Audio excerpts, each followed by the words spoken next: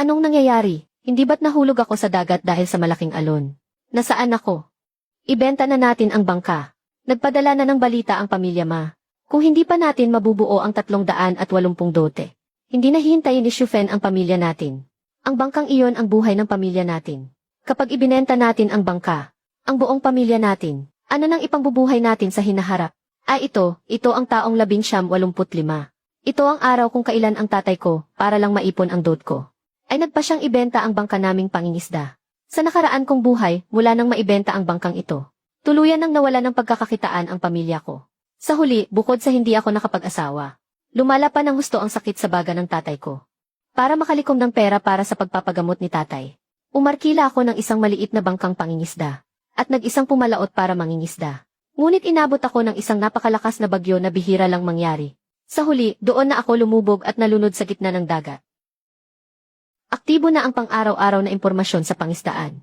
Ngayong 1:00 ng hapon, 3 milyang pandagat sa Timog Silangan. May lilitaw na kawan ng mga isdang alumahan na may timbang na 200 gin. Ito nga ay isang sistema. Kung ganoon, sa buhay kong ito, mabubuhay ako ng kakaiba at babaguhin ko ang aking tadhana. Gising ka na pala, may gusto sana akong talakayin sa iyo, anak. Ibebenta na natin ang bangka. Para mapakasalan mo na si Shufen. Tay, hindi natin pwedeng ibenta ang bangka. At saka ang sakit mo sa baga. Kailangang ipag-hooray sa ospital. Ang pera mula sa pagbebenta ng bangka ay dapat itabi para sa pagpapagamot mo. Kung hindi natin ibebenta ang bangka, paano ka makakapag-asawa? Papalaot ako ngayon din. Para kumita ng pera. Kuya Dashan, nabalitaan kong ibebenta mo raw ang bangka. Bakit hindi ko nalang bilhin ang bangka mo? Magkano naman ang balak mong ibayad? Masyadong lumana iyang bangka mo. Ang presyo niyan sa merkado ay nasa 150 piso lang naman. Bibigyan na agad kita ng 200 piso. 200 piso. Alingwang kung gusto mo lang kaming gulangan, huwag kang pumunta sa bahay namin. Nasa likod ang pinto. Sige na lumayas ka na. Walang utang na loob. Kapag pinalampas mo ito, wala ka nang makukuha pang iba. Lucien, sabi ng nanay ko. Kailangan 380 piso ang dote. Nabenta niyo na ba ang bangka niyo? Sa nakaraan kong buhay, hindi ko man lang napansin ang mukhang yan. Ang plastic mo pala. Sige, papatulan ko ang laro mo. Shufen, huwag kang mag-alala. Bebenta talaga namin ang bangka. O edi ibenta mo na agad. Kahapon may nag-alok ng 500 piso. Pero hindi ko binenta. Gusto ko sanang maghintay pa para mas malaki ang makuha kong pera. Para mas malaking dote ang maibibigay ko sa pamilya mo. 500 piso. Kuya Chen, dahan-dahan ka lang pumili. Uwi na ako at sasabihin ko kay nanay. Bata ka talaga. Sino naman ang mag-aalok ng 500 piso sa atin? Hinihukay mo lang ang sarili mong libingan yan. Nay, kung hindi ako magbibigay ng matamis na pangako sa kanila, paano naman tatahimik ang mga taong yan? Bigyan mo lang ako ng ilang araw. Hindi lang natin mapoprotektahan ang bangka natin. Kundi hindi na rin nila tayo kayang maabot pa kahit kailan. Naitapos ko nang tahiin ang lambat. Lalayag na ako sa dagat. Anak kong si Chen. Anak, pasamahin mo na ang tatay mo sa iyo. Nag-aalala kasi ako. Huwag na po, dito lang naman ako sa malapit maghahanap. Babalik din po ako agad. Aba, mangunguha ka ng isda ngayong tagsibol. May sira ka ba sa ulo? Ang tatay mo nga na buong buhay nang nangingisda. Hindi kailanman nagkaroon ng lakas ng loob na gawin yan. Baka mamaya umuwi kang walang huli at mapahiya ka lang sa lahat. Alingwang, hindi ako natatakot na pagtawanan ng iba. Tingnan mo kung paano ko yayanigin ang dagat na to. Isa pa. Bumalik na ang pulso ko. Nakalock na ang mga coordinate ng impormasyon. Ang kawan ng mga tanigi ay nasa mismong ilalim natin. Dumadaan sila. Ahon na to. Napakabigat, siguradong napakarami sa ilalim nito. Aapaw ang lambat, puro naglalakihang tanigi ang mga to. Mahigit 400 gin, mabebenta to ng hindi bababa sa 500 piso. Uwi na tayo.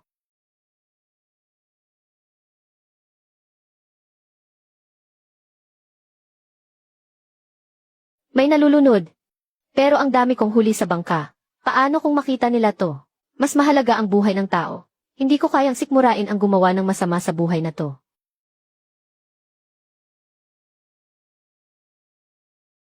Bitaw na, bilis.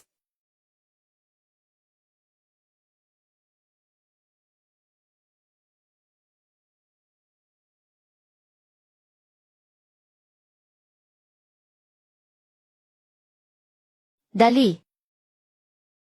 Noong nakaraang buhay ko, nung iniwan ako ng lahat, at hinayaang mamatay mag-isa, ikaw ang nagligtas sa buhay ko. Sa buhay na to, ibabalik ko sa iyo ang utang kong buhay. Tabla na tayo ngayon. Gising ka na pala, kung nahuli lang tayo ng kalahating oras. Baka kinuha ka na ng hari ng dagat. Maraming salamat, magpahinga ka muna. Ihahatid ka na ni kuya pa uwi. Puro tanigi ang mga to. Sinwerte lang at nakatagpo ng kawan ng isda. Kung dadalhin sa bayan, mabebenta to ng 500 piso. Sa lungsod. Pisot kalahati kada gin. Sige, sa lungsod tayo pumunta. Teka, ano nang ginagawa mo? Hindi ko to pwedeng tanggapin. Huwag ka ng madaming daldal, di ba may sakit ang nanay mo? Gamitin mo to para pambili ng gamot niya. Kuya Lu, utang ko sa'yo ang buhay ko mula ngayon. Boss, bumibili ba kayo ng tanige? 300 gin. Lesiu, kararating lang ang tagsibol, saan ka makakakuha ng 300 kilo ng tanige? Totoy, huwag mo akong lokohin sa mga bulok na isda at hipon na yan. Ilabas mo at ipakita mo sa kanya. Kung totoong maganda yan, pisot kalahati ang bawat kilo. Pakyawin ko na lahat. Magbibigay ako ng piso at 60 sentimo. Kapatid, sa akin mo na ibenta. Boss Zhao, hindi naman ganyan makipagnegosyo. Kapatid, bibigyan kita ng piso at 70 sentimo. Piso at 80 sentimo ang alok ko. Kapag dinagdagan ko pa, wala na akong tutubuin yan. May karinderya ang kuya ko at kailangan niya ng primera klaseng paninda. Magbibigay ako ng 2 piso. CJ, deal. Isang pana sa timbangan. 300 kilo, 600 piso lahat. Kapatid, pakibilang nga. Bossing, pakisabay mo na rin tong 50 kilo ng kaibigan ko. Primera klase to, piso lang ang kilo. Sige, gawin nating bilog na 100 piso. Kuya Lu, masyadong marami to. Kuya Lu, masyadong marami to, hindi ko. Kunin mo na, umuwi ka na para maipagamot ang nanay mo. Tara na, umuwi na tayo. Walang karanasan ang batang yan. Baka naging matakaw kaya napadpad sa malayo. Sayang naman ang nagastos sa krudo ngayong hapon. Wang Xiaoling, wag kang ang kung ano-ano ang pinagsasabi mo. Siguradong babalik si Lu Chen.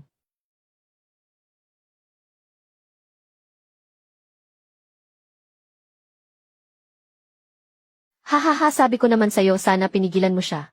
Ngayong walang laman ang bumalik na bangka. Sobrang kahiya-hiya. Kuya Dashan, maghanda ka na sigurong ibenta ang bangka mo para pambayad sa utang. Tia Wang, mukhang mabibigo ka yata ngayon.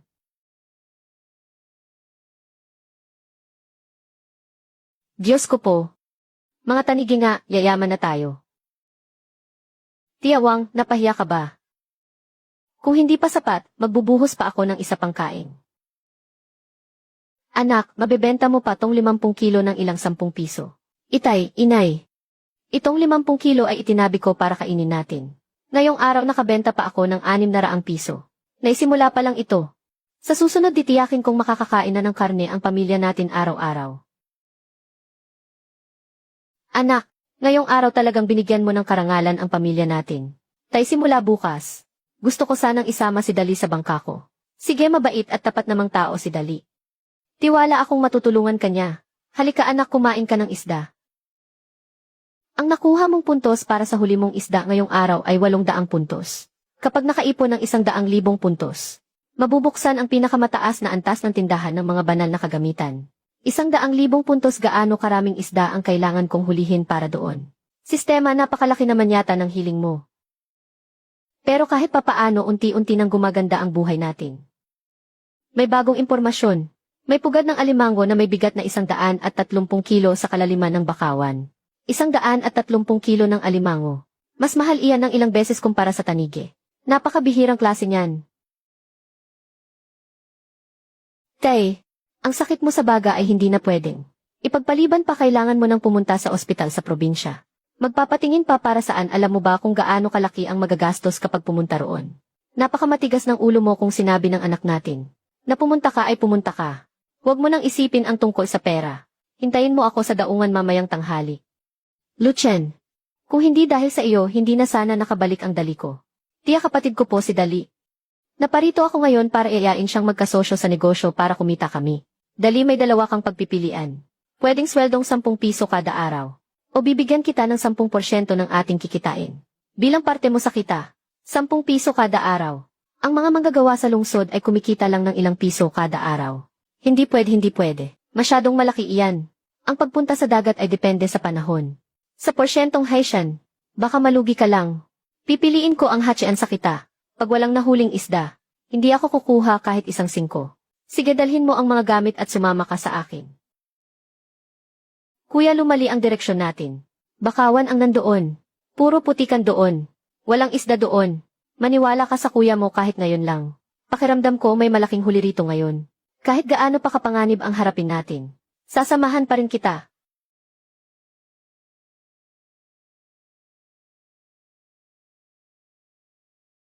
Paanong walang laman? Nagkamali ba ang sistema? Dali, tulungan mo akong iangat ito.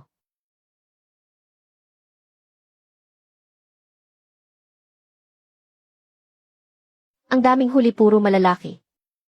Grabe ang laki nito. Huwag ka nang tulala riyan, hulihin mo na bilis. Kapag may nakatakas kahit isa, parang nagtapon na tayo ng pera.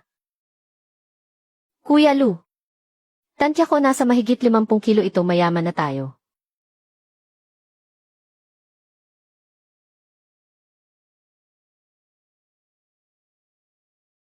Iangat mo. Bakit kulay ginto ang alimangong ito? Alimangong may alige. Paanong mangyayari iyon? Nakatuklas ng espesyal na alimangong may alige. Ang presyo nito sa merkado ay mahigit 10 beses kumpara sa ordinaryong alimango. Ang isang piraso nito, katumbas na ng isang basket ng ordinaryong alimango. 10 beses, ibig sabihin 30 piso kada kalahating kilo. Hindi alimango ang nasa loob ng putikang ito, kundi isang tumpok ng mga ginto. Bilisan mo, hulihin mo ang lahat, huwag kang magtitira kahit isa. Itago muna natin ito para hindi mapansin ng iba. Itago mong mabuti. Kapag may nagtanong sa nayon, huwag mong sasabihin. Mamayang hapon didiretso agad tayo sa bayan gamit ang bangka, para maibenta natin ang mga alimango sa nakakaalam ng tunay na halaga nito. Ay, Lucien. Ano na namang magandang huli ang nakuha mo ngayon? Bakit balot na balot iyan? Huwag mo nang tanungin, nag-ikot lang kami sa bakawan. Nakapulot lang kami ng kaunting mumurahing alimango. Kulang pa nga para sa gas. Sus, hahaha. Sabi ko na nga, banat sambahan mo lang kahapon. Ikaw talagang bata ka. Bakit pa ako pupunta sa bayan, sayang lang ang pera doon. Kuya Dashan, pumunta ka sa lungsod para magpagamot. Niwala na ngang maisaing sa bahay nyo. Kasya ba yan pambayad sa rehistro sa ospital? Itay, huwag nyo pong alalahanin ang pera. Maganda po ang swerte natin sa pagpapadagat ngayon. Ano ba talaga ang nahuli mo at parang napakamisteryoso naman? Mahigit 100 kilo ng alimango. Maibebenta ito ng 3 hanggang 400 piso ah.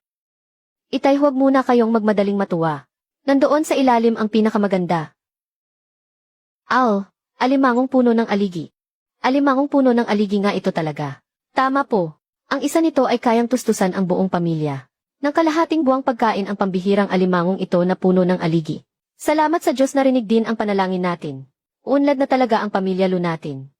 Anak, noong nagtatrabaho pa ako sa restoran noon, ang isang alimangong puno ng aligi na ganyan ay binebenta ng 68 piso.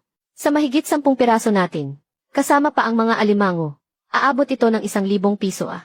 1,000 piso noong 85. Ay napakalaking halaga na noon. Itay, kumapit kayong mabuti. Pupunta tayo sa malaking restoran sa bayan. CJ. Lahat ay malalaki at galing talaga sa dagat.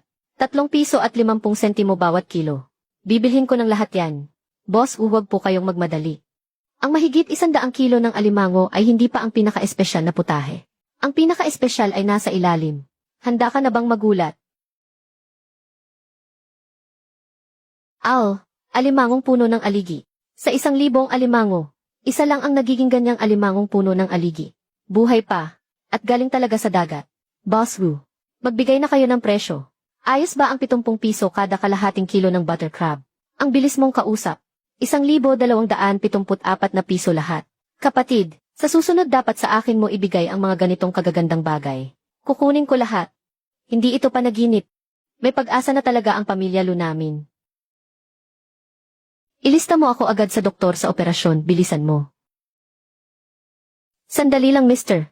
Kanina pa kami nakapila rito. Doon ka sa likod, huwag mo akong maabala sa gagawin ko. Aray naman. Humingi ka ng tawad sa tatay ko. Saan ba nanggaling ang probinsyanong ito? Kilala mo ba kung sino ako? Wala akong pakialam kung sino ka man. Ospital ito, kailangang pumila. Humingi ka ng tawad sa tatay ko. Gusto mo bang siguraduhin ko na hindi ka magagamot ngayon? Ano ang nangyayari rito? Bawal ang gulo at away dito sa ospital. Sandali lang, mister. Nakita ko ang nangyari kanina. Ikaw ang unang sumingit sa pila. Kung gusto mong magpagamot, pumila ka sa likod. Kapag gumawa ka pa ng gulo, tatawag na ako ng gwardiya. Salamat po, walang anuman, trabaho ko lang ito.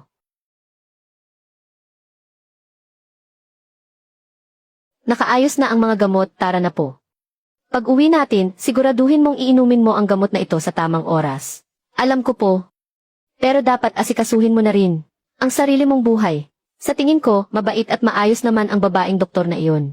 Maganda siya at bagay kayong dalawa. Tay, pagalingin mo muna ang baga mo bago mo isipin yan. Naibenta ko lahat sa halagang 1,270 piso. Gagawin ko ng buo ang ibibigay ko sa iyo. Gusto mo bang kumuha ng 130 piso? Masyadong marami iyan. Tumulong lang naman ako ng kaunti. Hindi ko iyan matatanggap. Kunin mo na ito para may pambili ng gamot ang nanay mo.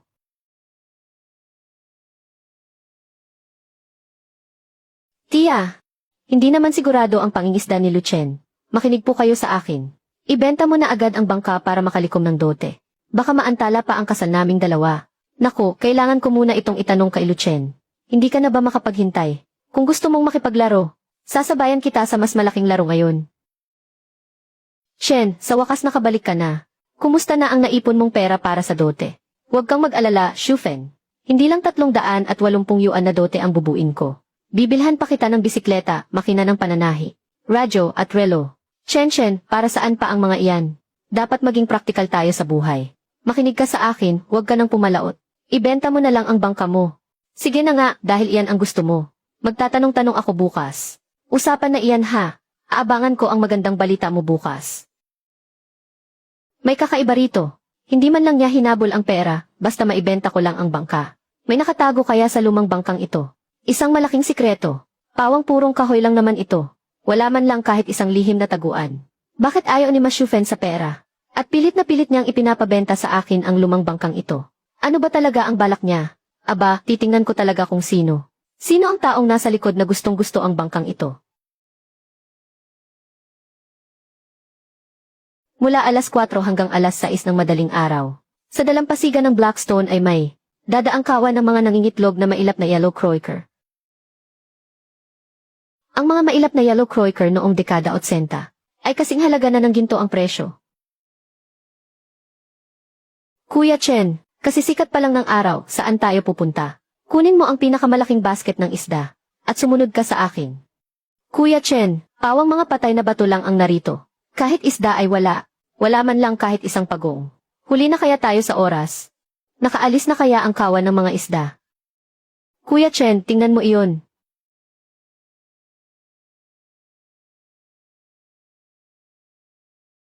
Ito ay isang napakagandang klase ng yellow croaker.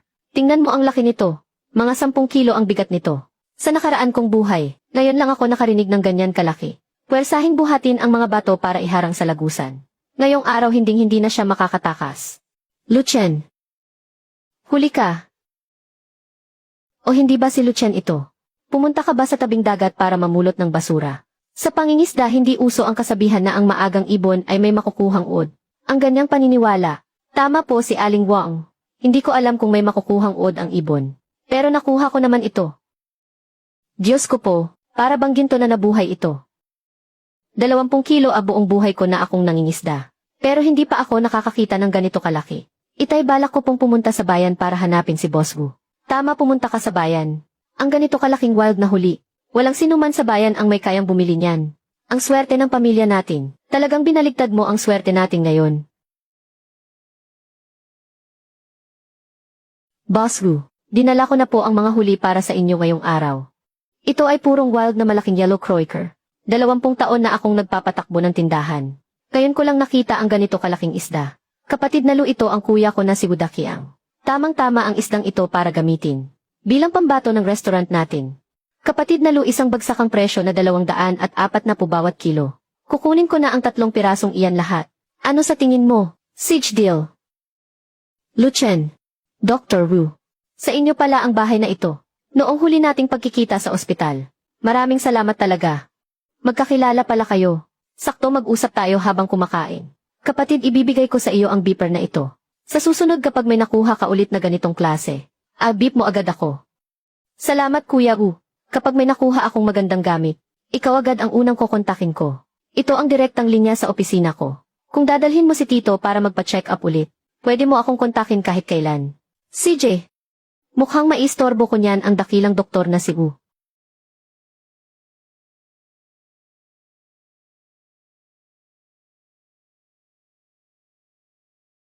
Ito ang hati mo sa kita. Ako, naitulong ko lang naman ay kaunting lakas. Masyadong marami ito. Hanggat sumusunod ka sa akin kay Lucien, basta't wala kang itatagong sikreto. Barya pa lang ang halagang ito. Kunin mo na ito. Nay, may pera na po ako. Mapapagaling na natin ang sakit ninyo. Kilala ko ang ugali ni Wang Xiaoling. Ang balita tungkol sa mga pambihirang dilaw na isda. Siguradong kumalat na sa buong nayon. Ang pamilya man na iyon. Nagawa pa nilang magtimpi at hindi lumapit sa akin. Kung hindi lalapit ang bundok sa akin, ako na lang ang lalapit sa bundok. Dahil gusto ninyong makipaglaro. Ako mismo ang makikipaglaro sa inyo. Tia, ito po ang 380 piso para sa pampamanhikan. 380 lang tapos gusto mo na kaming paalisin, umalis ka na. Tia, hindi naman ganyan ang pinag-usapan natin noon. Sasabihin ko na sa iyo ang katotohanan. Ang pakakasalan ni Shufen ay walang iba kundi si Li Zengda mula sa bayan. Paano naman ang gusto ni Shufen? Gusto kong marinig ito ng direkta sa kanya. Ayaw niyang makipagkita sa kahit kanino ngayon. Kaya mabuti pang umuwi ka na lang. Kaya pala ang totoong layunin nila ay para lang lokohin ako na ibenta ang aking bangkang pangingisda. CJ, dahil nakahanap naman pala ng mas marangyang buhay si Shufen, pakisabi na lang na hinahangad ko ang kanyang kaligayahan. Mukhang pera naman talaga si Hukaixia mula pa noon. Pero bakit parang bigla siyang nagbago ngayon? Mukhang may ibang tao sa likod ng lahat ng ito. Ang direksyong ito ay 10 oras na ng gabi. Ano namang gagawin niya sa pantalan? Ay! Bahay ito ni Lu Zhengyu. Siya pala ang matandang tuso na iyon. Ang palihim na sumasaksak sa likod.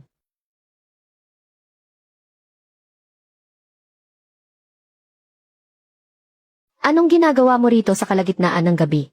At yung si Lucien naman, hindi ko alam kung saan biglang yumaman.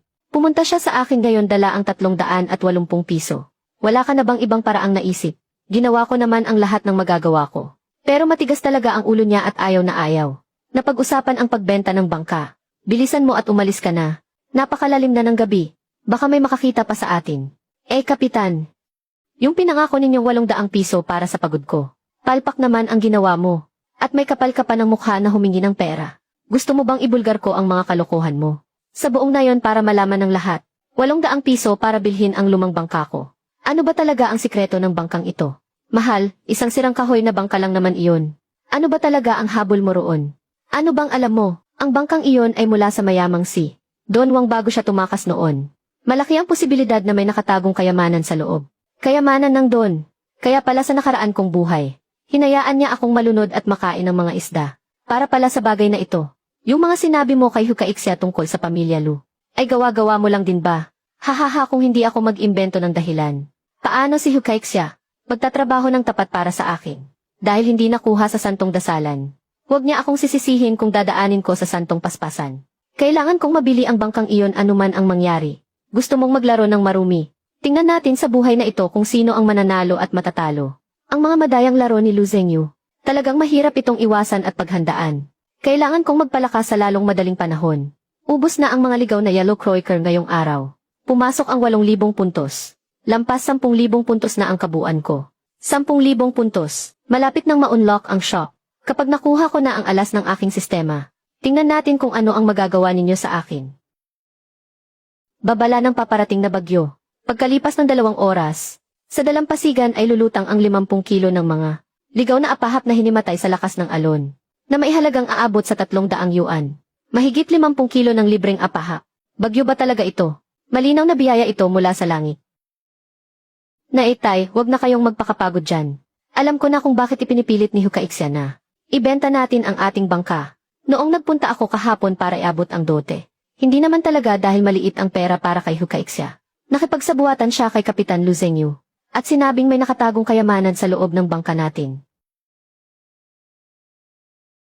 Ang lalaking iyon na si Lu Zhengyu. Ang kapal ng mukha niya, nirespeto pa naman natin siya noon. Kaya naman pala, akala ko pa naman mabubuting tao sila. Pupuntahan ko siya ngayon din. Tay, huwag kang magpadalos-dalos. Kailangan nating dahan-dahanin ito. Halika, sumunod ka sa akin sa likod bahay. Tay, ano ba ang hinahanap mo? Malalaman mo rin mamaya.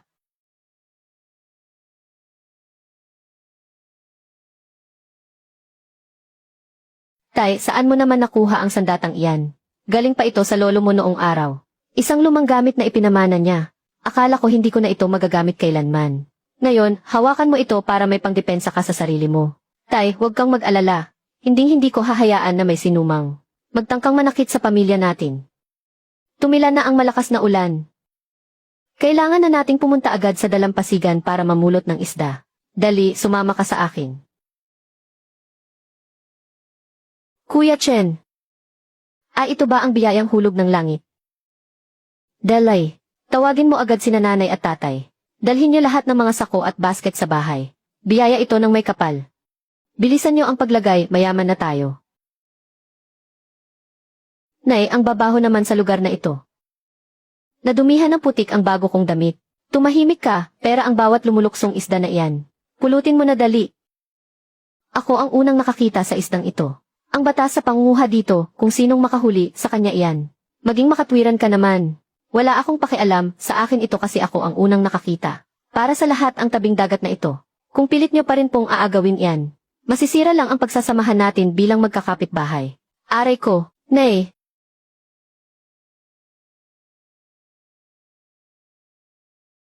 Bakit ba ganyan ka? Sino ba kasing may sabing agawin nyo ang isda ko? Hindi naman kami bulag. Kitang-kita namang sinadya mo siyang banggain para manggulo. Nakakahiya ka talaga, kasalanan mo ito lahat. Salamat, dali. Tara, pumunta tayo sa bayan para magbenta ng isda.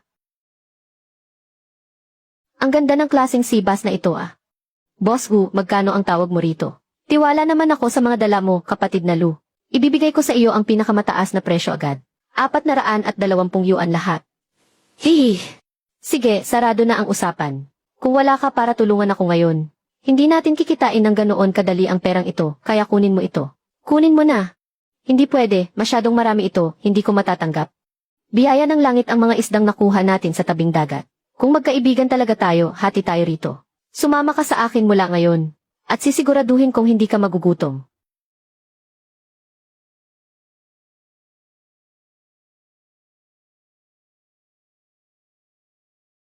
Buwisit naman.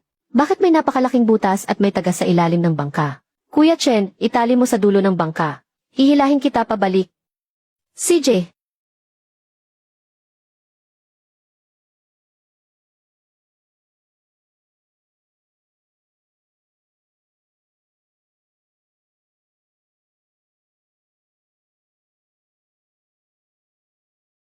Kuya Chen. Ayos lang ako. Ang kakaiba ng pagkasira ng bangkang ito, parang may mali. Sinuri ko naman ito ng maayos bago umalis. Dali, may dalampasigan sa harap natin. Ihila muna natin doon ang bangka para makapagpahinga saglit. May hindi tama sa lugar na ito.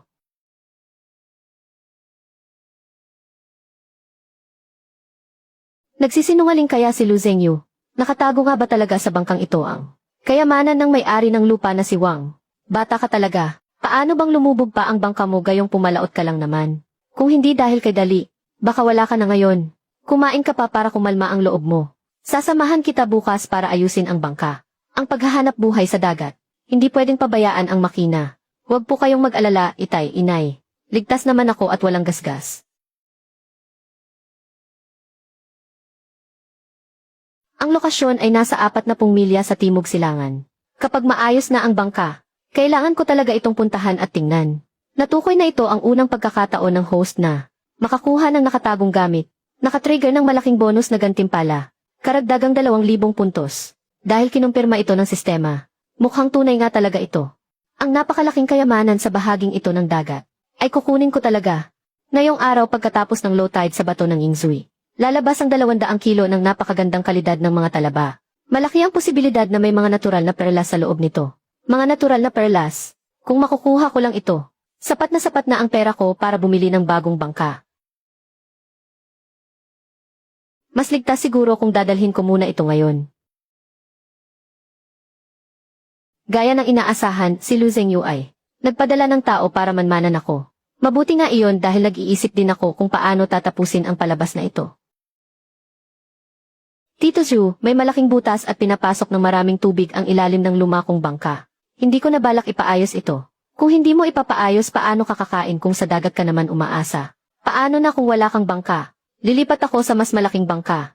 Uncle Zhu, tulungan mo naman akong magpakalat ng balita. Kung sino ang gustong kumuha ng lumakong bangka, ibebenta ko ito ng napakamura. Kumagat na ang isda sa pain. Ngayon, hihintayin na lang natin ang paghila sa lambat. Tara, gamitin muna natin ang bangka mo ngayon. Lalayag tayo.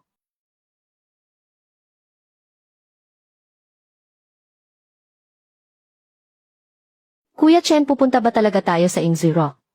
Malakas ang kutob ko. Sigurado akong maganda ang makukuha natin doon.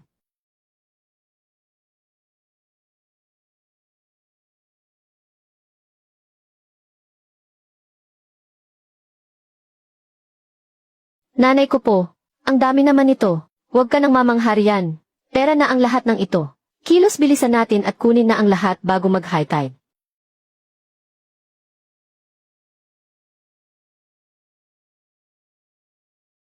Pataas na ang tubig, alis na tayo. Tara, alis na. Tara na, uwi na tayo. Diyos ko po. Mabebenta siguro ito ng 50 o 60 piso. Ibenta, nay. Sa loob ng tiyan ng bagay na ito, may nakatagong natural na perlas.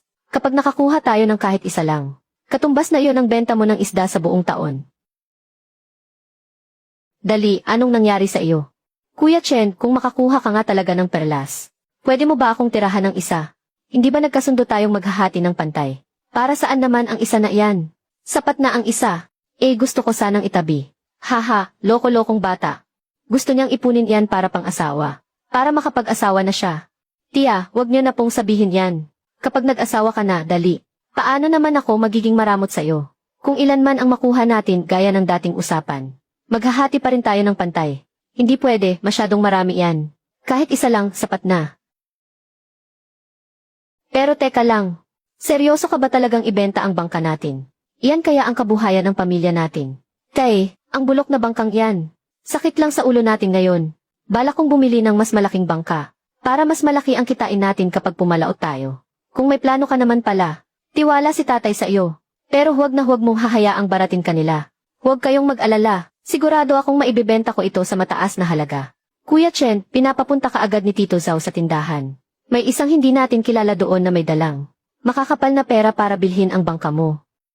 Mukhang kumagat na ang isda sa pain. Nay, kayo muna ang magbukas nito. Tatagain ko muna ang mayaman na iyon.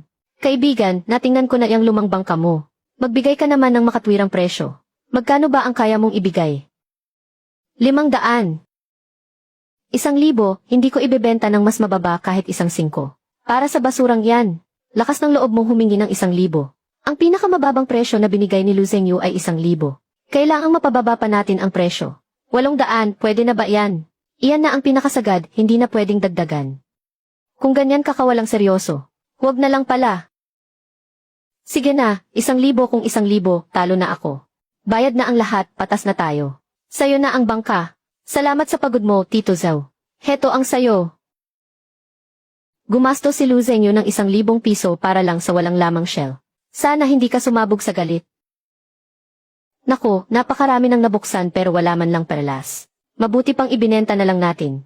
Kumita pa sana tayo ng karagdagang 40 piso. Dali, wag mo nang buksan yan.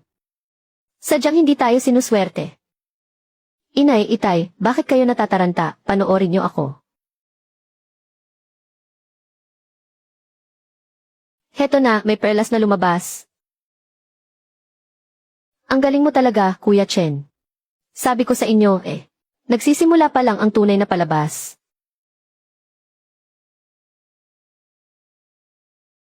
May isa pa, Diyos ko. Ang swerte mo naman, walang makakapigil sa'yo. Magaling na bata, daig mo pa ako ng 100 beses. Makakaahon na talaga tayo sa pagkakataong ito. Itabi mo yan, gamitin mo para makapag-asawa ka balang araw. Sapat na ang isa. Hindi ko na kailangan ng higit pa rito. Sige, itatabi muna ni kuya ang isa para sa'yo. Pagka pinalitan na natin to ng pera, saka na natin kwentahin ang lahat. Kaibigang Lucien, tulungan mo ako. Ang promosyon ng aking hipag ay ganap na nakasalalay sa pag-aproba ng huling taong natitira. O, sino ba ang taong iyan na napakahirap pasayahin? Masyadong sarado ang isip ng taong iyan. Ang asawa niya ay baliw na baliw sa mga likas at ligaw na perlas. Nitong mga nakaraang araw, hinalughog ko na ang buong bayan. Pati ang lahat ng daungan ay hinalughog ko na rin. Kahit isang pirasong perlas wala akong nakita. May alam ka bang paraan dyan? Sakto naman ang timing. Kakabukas ko lang kaninang hapon. Nang isang tumpok ng mga ligaw na talaba mula sa malalim na dagat. At mayroon nga ako ngayon dito sa hawak ko na. Mahigit 20 bagong nakuhang natural na perlas. Diyos ko po naman. Huwag na huwag mong gagalawin yan. Papunta na kami riyan ng kuya ko ngayon din nakasasakyan. Hintayin mo ako. Naitay magtimpla na po kayo ng tsaa. Gusto kasi ni Boss Wu na tagalungsod na. Bilhin ang mga perlas natin tatay. Sige po, akin ito no. Kahit sino pa ang lumapit hindi ko ito ibebenta. Hahaha, huwag kayong mag-alala. Ang mga nasa mesa lang na ito ang ibebenta ko.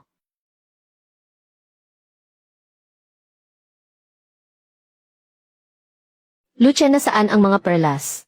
Bilisan mo at ipakita mo kay kuya para masuri niya. Mga boss, sige lang po at suriin ninyo ang mga gamit. Tunay nga na napakagandang klase ng mga ligaw at likas na perlas ito. Ang kintab ay walang anumang bakas ng gawa ng tao. Kuya, magkano po ba ang alok ninyo rito? Kapatid na Lu, para sa 7 napakagandang klaseng ito magbibigay ako ng 500 bawat isa. At pakyawin ko na ang mga natitira. Sa kabuang 5,000 at 400 piso. Walang bawas kahit 1 sentimo. Wow naman! Napakadali mo talagang kausap, Kuya Wu. Kapatid kong Lu, ikaw talaga ang nagdadala ng swerte sa aming pamilyang Wu. Sa susunod kapag may magaganda kang nakuha ay tawagin mo agad ako ha. Tiyak na magandang presyo ang ibibigay ko sa iyo. Makakaasa po kayo, Boss Wu. Kapag mayroon ulit akong nakuha ay sa inyo ko agad ito dadalhin. Kung ganoon ay hindi ka na muna namin istorbohin pa.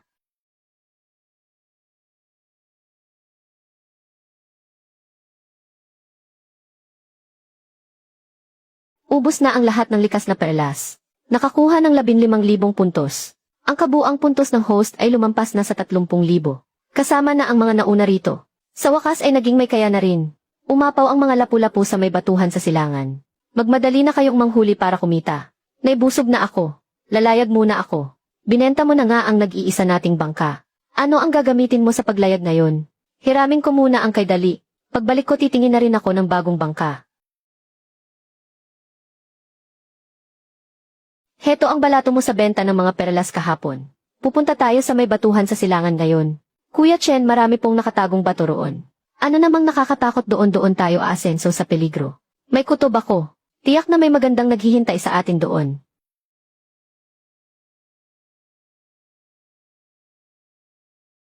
Hinto doon muna tayo pumarada sa kalmadong bahagi sa likod ng mga bato.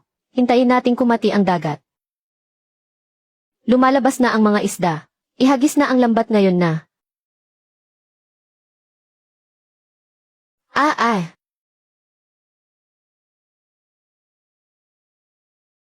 Hala! Lahat ito mamahaling klase yayaman na tayo. Habang mainit-init pa, maghagis pa tayo ng isang lambat. Kuya Chen, mas marami pa ito kaysa sa nauna. Tama na iyan. Kapag naghagis pa tayo hindi nakakasya sa bangka. Ligpitin na natin ito at umuwi na tayo.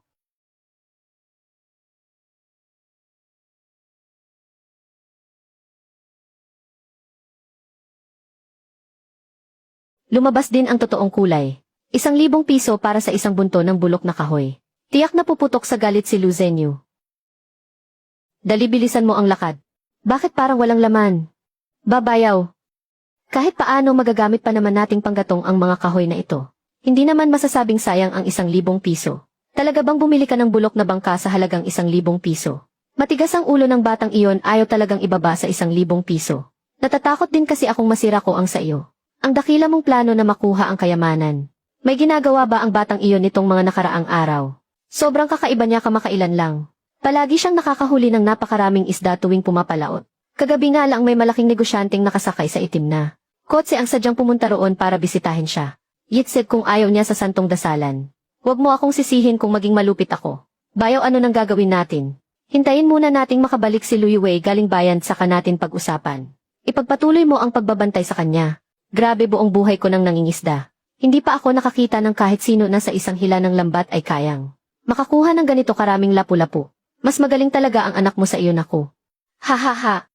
Naitabi natin itong mga pinakamataba para makakain tayo ng masarap ngayong gabi. Sige kain lang ng marami. Ang tagal nang hindi nakakatikim ng isda ang tatay mo. Ha ha ha. Kapatid na Lu, bibilhin ko na lahat ng magagandang klase na ito. 1,400 lahat. Boss, gusto ko sanang bumili ng bangkang kayang sumabay sa alon. Na malaking aluminyo at bakal na bangka. May alam ka bang bilihan? Madali lang iyan, Tara. Sasamahan kita sa gawaan ng bangka ni Laoli. Laoli. Gusto ng kapatid ko na bumili ng malaking bakal na bangka. Mayroon ka ba rito? Mayroon, Tara. Sasamahan kitang tingnan ang bangka. Napakalaki at talagang astig. Boss, magkano itong higanting bakal? 100,000 kung bangka lang. Kapag kasama ang makina at nabigasyon, kailangan pang magdagdag ng 30,000. Akala ko kapag naging mayaman na ako ay kaya ko nang gawin ang lahat. Pero sa huli kahit pala simpleng bakal na bangka ay hindi ko mabili. Mura nga iyon pero mahigit 50,000, napakamahal pa rin. Mukhang ang pera sa bulsa ko ay hindi pa talaga sapat. Kapatid na Lu, bigla kong naalala. May hindi ginagamit na bangka ang kuya ko. Nasigunda man ng aluminyo na bangka. Kung hindi mo naman mamasamain, pumunta na tayo ngayon para tingnan. Sige, pumunta na tayo ngayon. Kapatid na Lu, kumusta ang pagsakay sa kotseng ito? Kapag nakabili ka na ng bagong malaking bangka, sa susunod madali na lang din ang bumili ng kotse. Haha, sana magdilang anghel ka kuya U. Ang kotse na iyan balang araw ay kukuha din ako ng ganyan para may maipagmaneho. Kuya, gustong bilhin ni kapatid na Lu ang iyong barkong hindi mo naman ginagamit. Anong bibili ka dyan?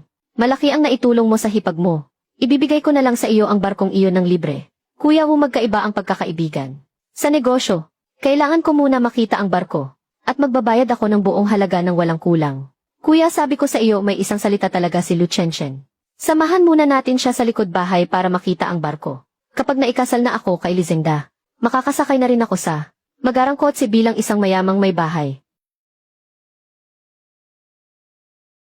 Ha!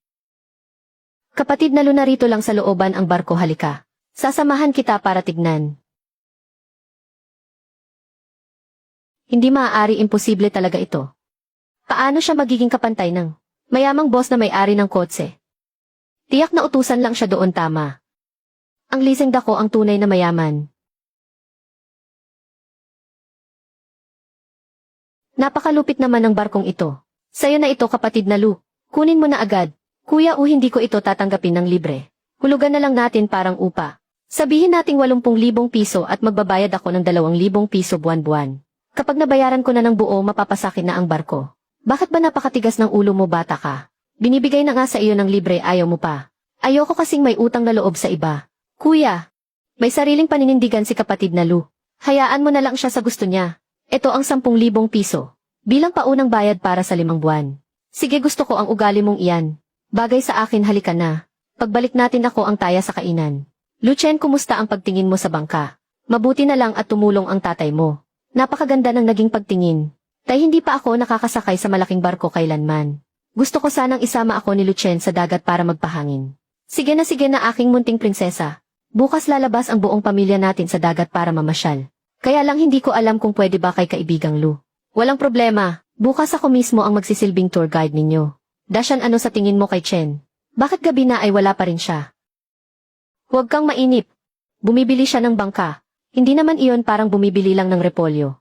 Tingnan mo dali, may dambuhalang bakal doon. Papunta na rito.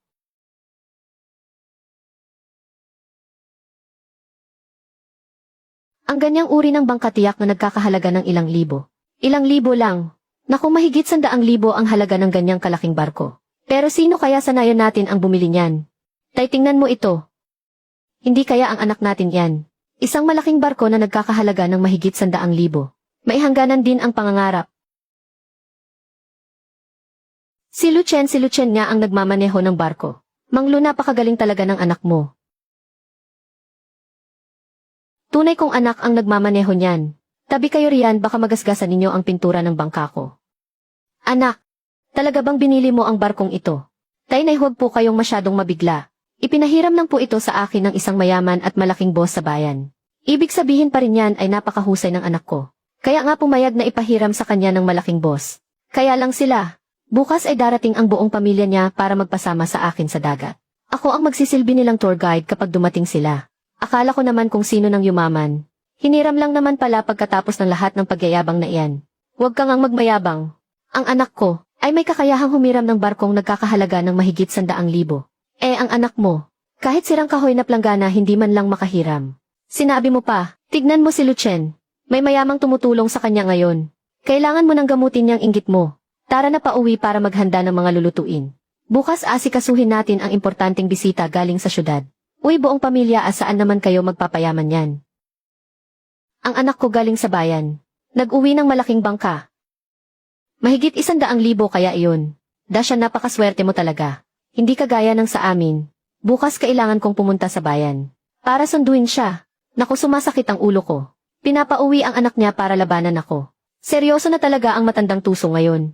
Kapitan, salamat po sa pag-aalala nyo. Si Kuya Yue ay tao para sa malalaking bagay. Ting-ubos na ang lahat ng huli ngayong araw. Nakakuha ka ng 1,060 puntos. Ang kabuang puntos ay malapit ng maging 30,000. Ngayon may bangka na rin ako. Pagkatapos kong harapin si Boss Wu bukas, titingnan ko talaga kung ano ang kayamanan sa bahay ng may-ari ng lupa. Kung ano talaga iyon.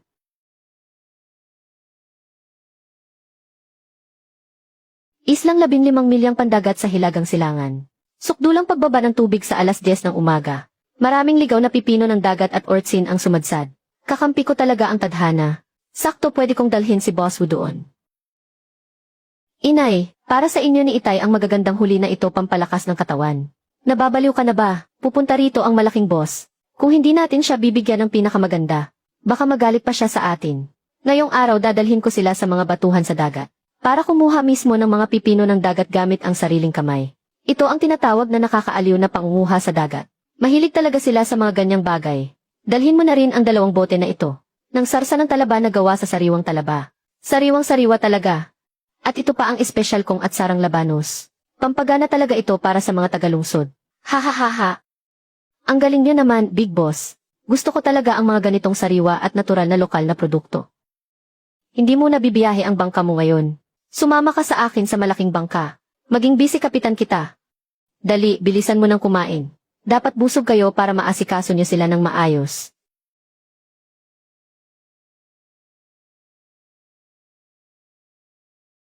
Kapatid kong Lucien, matagal ka nang hinihintay ni Kuya Wu. Lucien, napakasariwa naman ng hangin dito sa inyo. Kaso napakatagtag ng daan. Muntik nang mabali ang matanda kong likod sa sobrang tagtag. 1 buwan akong nakakulong sa ospital. Parang inaamag na ako doon. Tuloy kayo, pasok kayo sa loob at maupo. Maligayang pagdating, Boss Wu, sa aming simpleng tahanan. Isang malaking karangalan ang pagbisita nyo. Tay, kanino mo naman natutunan ang ganyang malalalim na salita? Bakit? Sabi ni Tatay Liu, gusto raw marinig ng mga may pinag-aralan ang ganyan. Naku, masyado naman kayong magalang. Mukhang pareho tayong tapat at totoong tao. Naku, napakaganda namang bata nito. Tita, nahihiya naman po ako sa papuri nyo. Ilang taon ka na at saan ka nagtatrabaho? 22 na po, nag-internship po sa ospital. Nay, pumunta po siya rito para maglibang. Baka matakot siya sa inyo. Tingnan mo kung gaano kalumanay si Xiaoyu. Bilisan mo, kumuha ka ng maiinom para sa kanila. Tolu, kailangang maranasan namin ang tunay na excitement ngayon. Tolu, hindi ba masyadong mauga ang pagpapatakbo mo sa bangkang ito? Noong nakaraan, sumuka ako ng husto hanggang sa parang lumabas na ang abdo ko. Lalaki ka pa naman. Daig ka pa ni Xiaoyu. Huwag kang mag-alala, Kuya Wu. Ako ang magtitimon ngayon. Tiyak na parang nasa patag na lupa ka lang. Tingnan mo nga naman itong si Lucien. Talagang nakakapit sa mayaman. Mga bigating boss sa bayan ang nagmamaneho. Ang ganda at ang sariwa naman ng dalagang iyon. Baka siya na ang susunod na manugang ng pamilya Lu. Kapit ng mabuti, aalis na tayo. Iba ka talaga, paring Lu. Maswebe pa ang pagpapatakbo mo ng bangka kaysa sa pagsakay ko sa kotse. Hindi man lang ako nahilo kahit kaunti. Masyado mo naman akong pinupuri, Kuya Wu. Dala lang ito ng nakasanayan. Ang pagiging kalmado at sigurado niya sa sarili. Kumpara sa mga lalaki sa lungsod na puro lang yabang. Ibang-iba talaga siya. Kuya Wu, pagkatapos mo sa nayon, balik ka agad ha. Hinihintay ka pa naming isama mo kami sa bar mamayang gabi. Huwag kang mag-alala pagkatapos ng lakad ko sa baryo. Babalik ako para payamanin kayong lahat.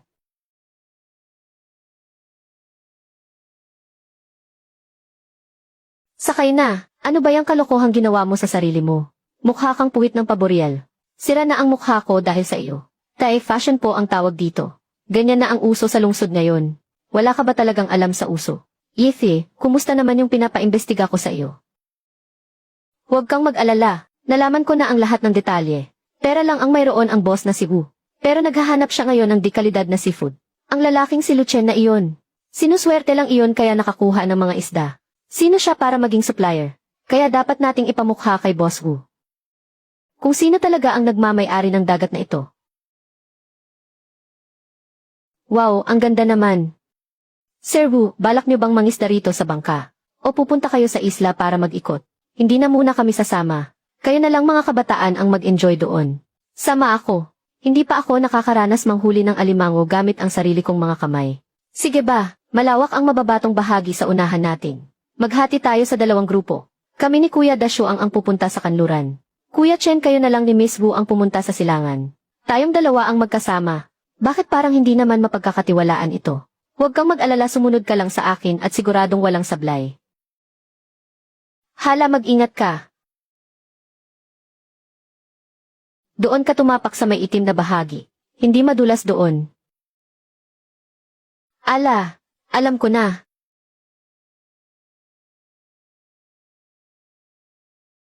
Si cucumber ito.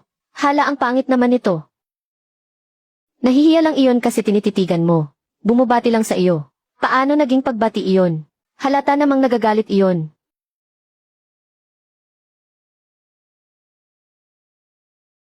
Lucien, tingnan mo dali. Ang talas din ng mata ko, diba? Tingnan mo yung malalim na lubak ng tubig doon. Kakaiba ang mga bula sa loob. Baka may malaking hayop sa ilalim. Ako na ang kakapa. Grabe ang laki at ang bigat. Lucien, tingnan mo ito. Mas malaki ito ng 3 beses kay Pangdun. Ang lupet naman. Ako sobrang saya ko lang talaga. Pasensya na, Kuya Chen, kamusta ang huli nyo?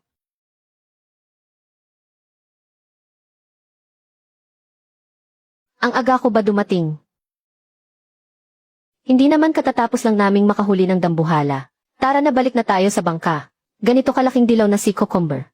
Lucien, parang sinalakay mo ang pugad ng mga sea cucumber ah. Swerte lang si Xiao, yun naman ang unang nakakita. Napatingin lang naman ako ng saglit. Kami ni Dali doon sa kanluran. Wala man lang kaming nakuha kahit isa. Puro mga tuyot na bato lang ang nandoon. Dali, tingnan mo nga ang nakuha nila. Bulag ba tayong dalawa o ano? Normal lang naman, basta si Kuya Chen ang nanguna sa daan. Imposibleng umuwing walang dala. Sige na, maraming mga batuhan sa silangan. Siguradong may nakalusot pa. CJ, dapat makahuli rin ako ng matindi ngayon. Yung kanina. Wala naman yun kanina. Huwag mo nang isipin yan. Wala pa nga akong sinasabi eh. Bakit ka ba kinakabahan? Hindi ako kinakabahan. Tingnan mo roon. May tangay na isda yung ibong dagat.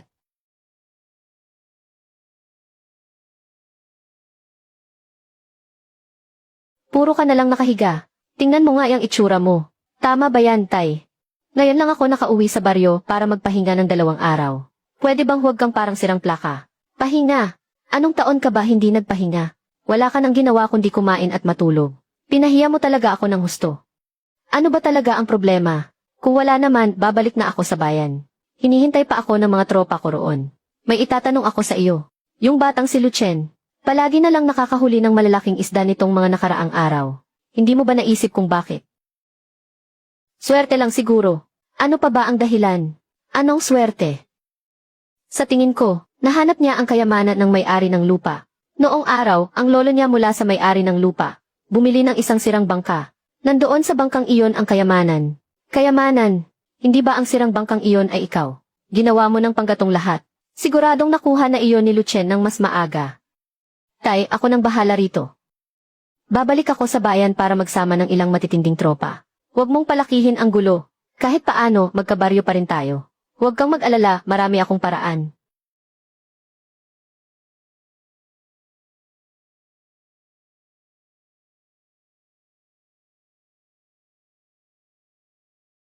Hiwain mo ng mas manipis. Mas magaling ka pa magluto kaysa sa nanay mo. Kung humiwa siya ng patatas parang gumagawa ng French fries. Wudakyang. Kumakain ka na nga hindi pa rin tumatahimik yung bibig mo. Saktong-sakto ang apoy. Pwede nang isa lang. Ang bango nito kahit ang pinakamagaling na kusinero sa bayan ay hindi makakagawa ng ganitong sarap. Pantay ang init sa batong nilulutuan. Na ipapanatili nito ang katas ng pagkain. Mamayak siya Oyo ikaw muna ang tumikim. Sobrang nakaka-relax naman. Ayoko na tuloy bumalik sa trabaho sa ospital. Ang sarap muyain nito kapatid na Lu. Ibang klase ka talaga. Ito ang pinakamatamis. Talagang itinira ko ito para sa iyo. Salamat kumain ka rin ng marami. Mahal. Masyadong matagal na nanatili sa ospital ang Xiaoyu natin. Mukhang gamot sa tabing dagat ang nakapagpagaling sa kanya. Kumain ka na lang dyan ng tapa mo hahaha. Kapatid na Lu. Hindi ko ipagpapalit ang lugar mong ito kahit maging Diyos pa ako. Kung ganito lang sana araw-araw. Iyan ang tunay na buhay. Hindi naman ganyan kalakas kumain ang mga Diyos. Sa buhay na ito, walang makakaagaw ng buhay ko sa akin.